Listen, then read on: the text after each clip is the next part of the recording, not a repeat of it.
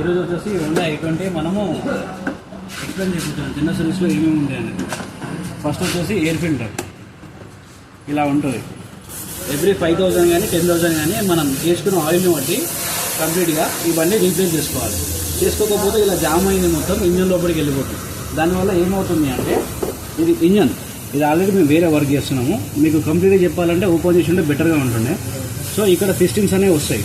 ఆ సిలిండర్కి లోపల ఏమవుతుందంటే పిస్టన్ రింగ్స్ అనేటివి జామ్ అయిపోతాయి. దీనివల్ల అవుతాయంటే ఈ ఫిల్టర్ మార్చుకోకపోవడం వల్ల లోపలికి డైరెక్ట్ ఇంజన్కి వచ్చేస్తుంది. దీంట్లో ఉన్న డస్ట్ మొత్తం ఫామ్ అయిందంతా డైరెక్ట్ వ్యాక్యూమ్ చేసుకొని లోపలికి వచ్చేస్తుంది. దాంట్లో కంప్రెసర్లోకి వెళ్ళిపోయినప్పుడు పిస్టన్ రింగ్ డ్యామేజ్ అవ్వడం ఛాన్స్ ఉంటుంది. సో 100% ఇది చేంజ్ చేసుకోవాలి. దానివల్ల మనకి ఇంజన్ అనేది చాలా బెటర్గా ఉంటుంది. నెక్స్ట్ వచ్చేసి టైమింగ్. ఇక్కడ టైమింగ్ ఉంటుంది. ఇది టైమింగ్. ఇది డీజిల్ బండి. కామన్గా అయితే పెట్రోల్ బండికి సేమ్ ఉంటుంది. మామూలుగా కొన్నిటికి బెల్ట్ వస్తుంది, కొన్నిటికి చైన్ వస్తుంది. సో చైన్ సిస్టమ్ ఏంటంటే 1,00,000 కిలోమీటర్కి కానీ 1,20,000 కిలోమీటర్కి కానీ ఖచ్చితంగా రీప్లేస్ చేసుకోవాలి. ఏది చేంజ్ చేసుకోవాలి అంటే మనకి ఏదైతే చైన్ ఉందో అది రీప్లేస్ చేసుకోవాలి. చేసుకోకపోవడం వల్ల ఏమవుతుంది అంటే చైన్ అనేది సాగిపోద్ది. దీనికి బెల్ట్ అడ్జస్టర్ అనేది లోపల టెన్షన్ వస్తుంది.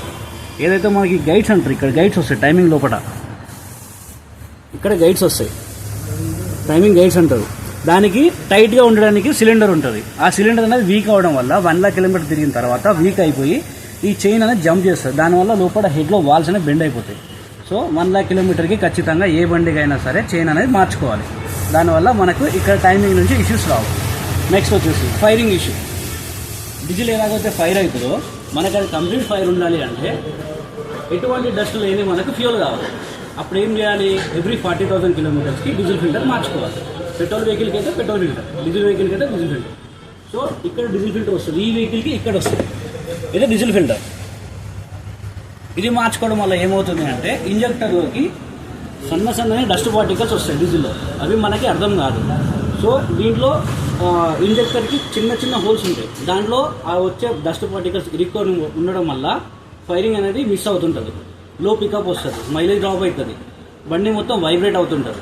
సో డీజిల్ ఫిల్టర్ మనం ఎవ్రీ 40,000కి చేంజ్ చేసుకున్నాం అనుకో అట్లాంటి ఇష్యూస్ రావు. ఇంజెక్టర్ లైఫ్ చాలా ఉంటుంది, ఇంజన్ కూడా బాగా మంచిగా మనకు లైఫ్ ఇస్తుంది. నెక్స్ట్ వచ్చేసి ఇవి పెట్రోల్ వేసుకోవడానికి ఇట్లా ప్లగ్స్ వస్తాయి. ఇది ఎవ్రీ 30,000 నుంచి 40,000కి మార్చుకోవాలి. దీనివల్ల ఏమవుతుంది అంటే పికప్ ఇష్యూస్ రావు, మైలేజ్ బాగా ఉంటుంది. ఏసీ వేసినప్పుడు లోడ్ తీసుకుంటుంది కదా, ఆ ప్రాబ్లం రాదు. బండి పర్ఫార్మెన్స్ 100కి 100% ఇవ్వగలుగుతుంది. ఇది పెట్రోల్ వర్షన్, ఇది డీజిల్ వర్షన్. దీనికి డీజిల్ ఫిల్టర్ మోస్ట్ ఇంపార్టెంట్. తర్వాత ఇక్కడ హీటర్ ప్లగ్స్ అని వస్తుంది. ఏదైతే మనకు ఫైర్ కావడానికి లోపల నిప్పు గుర్తించాలో దానికి యూజ్ అవుతాయి. దానికోసం హీటర్ ప్లగ్స్ వస్తుంది. ఓకే. Next oil filter. ఇక్కడ ఉంటుంది ఆయిల్ ఫిల్టర్. దీనికి వచ్చేసి డీజిల్ బండికి ఇక్కడ వస్తుంది, ఫ్రంట్ సైడ్లో వస్తుంది. ఇక్కడ ఇదేం చేస్తుంది అంటే ఇంజన్లో ఏదైనా మనకు చిన్న డస్ట్ పార్టికల్స్ ఎలా వస్తాయి అంటే ఇది ఏమన్నా అరిగిపోవడం వల్ల ఓవర్ హీట్లో కానీ కూలెంట్ ఇష్యూస్ ఏమైనా వచ్చినప్పుడు ఓవర్ హీట్ అయినప్పుడు అరిగిపోవడం వల్ల వచ్చిన మెటల్స్ కానీ, లేదా ఇలా వర్క్ చేసేటప్పుడు మనము దీనికి అనబండ్ పేస్ట్ పెడతాం ఒక లేయర్ లాగా. అది ఎందుకు పెడతామంటే ఆయిల్ నుంచి లీక్ అవ్వకుండా ఒక పార్టీకి ఇంకొక పార్టీకి మధ్యలో జాయింట్ అది ఒక లేయర్ వేస్తాం. అదొక ప్యాకింగ్ లాగా ఉంటుంది. సో అది ఎందుకోసము అంటే లీక్ కాకుండా, ఆయిల్ లోపల నుంచి బయటికి రాకుండా. అది ఏమవుతుందంటే మనం పెట్టేటప్పుడు కొన్నిసార్లు ఎక్కువ అవుతుంది. అది లోపల సైడ్ వెళ్ళిపోయినప్పుడు అది ఊడిపోయి తిరిగి ఫిల్టర్ దగ్గరకు వచ్చేస్తుంది. అప్పుడు ఈ ఫిల్టర్ అనేది దాన్ని ఆపేసి ఫిల్టర్ మొత్తం ఆయిల్ మొత్తం దాంట్లో చెత్త మొత్తం పట్టేసుకొని క్లియర్ ఆయిల్ని మళ్ళీ ఇంజన్కి పంపించేస్తుంది. సో దీంట్లో మొత్తం జామ్ అయిపోతుంది. దానివల్ల ఏమవుతుందంటే మనకు ఇంజన్ అనేది మంచిగా ఉంటుంది. ఇది మార్చకుండా ఓన్లీ ఆయిల్ చేంజ్ చేసుకున్నాం అనుకో ఆయిల్ సర్క్యులేషన్ అనేది ఆగిపోతుంది. దానివల్ల మనకి ఇంజన్ అనేది సీజ్ అవ్వడానికి ఛాన్స్ ఉంటుంది. సో 100% ఇది ఆయిల్ చేంజ్ చేసినప్పుడు ఆయిల్ ఫిల్టర్ అనేది కంపల్సరీ మార్చుకోవాలి.